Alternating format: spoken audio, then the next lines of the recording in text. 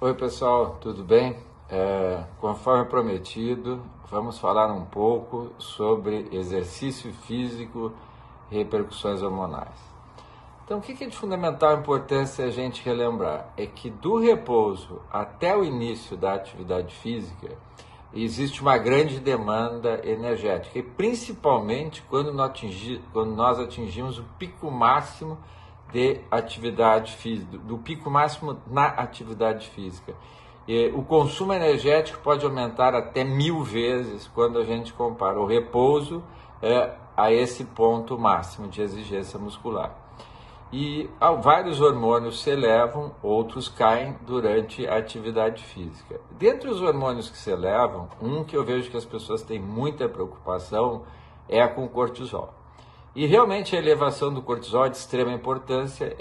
O ideal é que haja uma elevação muito importante de GH, uma elevação já não tão importante proporcionalmente em números da testosterona e uma elevação menos intensa do cortisol.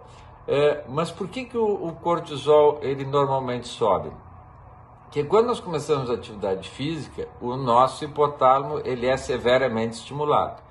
Tanto a produção do CRH quanto de arginina vasopressina tem o seu aumento exponencial em função do exercício físico.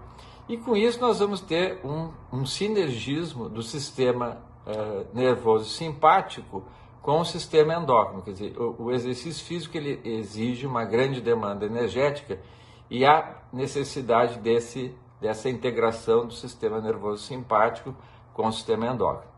Então, em função disso, vão se elevar os níveis de catecolaminas e vai se elevar o nível de cortisol.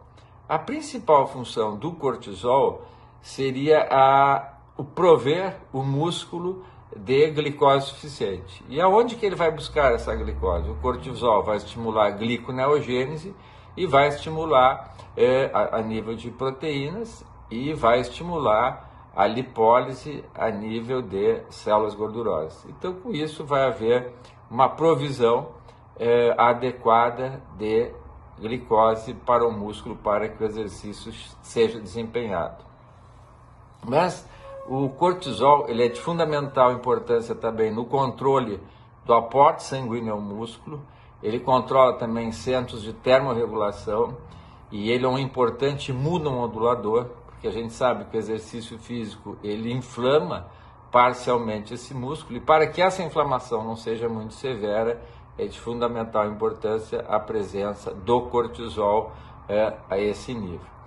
Então, o que determina a elevação, o sobe e desce dos hormônios durante o exercício físico?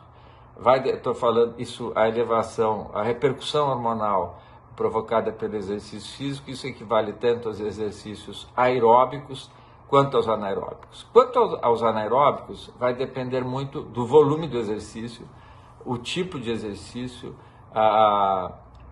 o número de músculos e o volume de músculos recrutados, a frequência do exercício, a duração, o período de descanso entre um exercício e outro, a habilidade individual de tolerar ao treino, fatores psicológicos individuais também são de fundamental importância e o horário de execução também influencia na repercussão hormonal provocada pelo exercício físico. Então, o que é importante? Quanto mais unidades motoras nós recrutarmos, melhor. Por quê? Porque aqueles músculos que não são recrutados, eles também são expostos ao cortisol.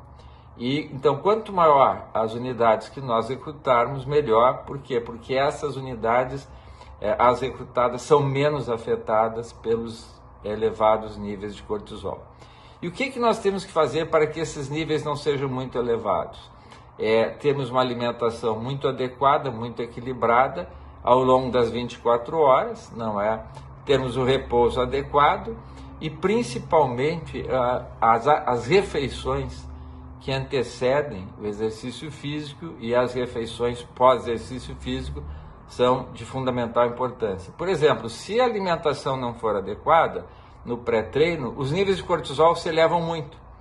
E os níveis de cortisol se elevando muito, nós vamos ter uma sinalização proteolítica, quer dizer, uma sinalização que ao invés de estimular o ganho de massa muscular, ao invés de estimular a síntese proteica, vai estimular a proteólise. Se a elevação do cortisol for elevada demais, a sinalização de rotas fundamentais da hipertrofia muscular serão abolidas também. Então, é o que eu disse, eu sou muito partidário do anabolismo saudável. O que é o anabolismo saudável? É entender muito de treino, alimentações e suplementos para quê? Para que a gente tenha uma expressiva melhora na performance física. No caso, se o indivíduo, se o atleta, se o paciente quiser ganhar massa muscular, nós conseguimos isso também sabendo modular o treino.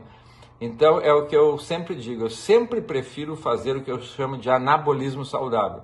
O que é o anabolismo saudável em síntese? É fazer com que os hormônios anabólicos endógenos se sobreponham aos catabólicos. E para se conseguir isso, o que é que nós temos que entender muito?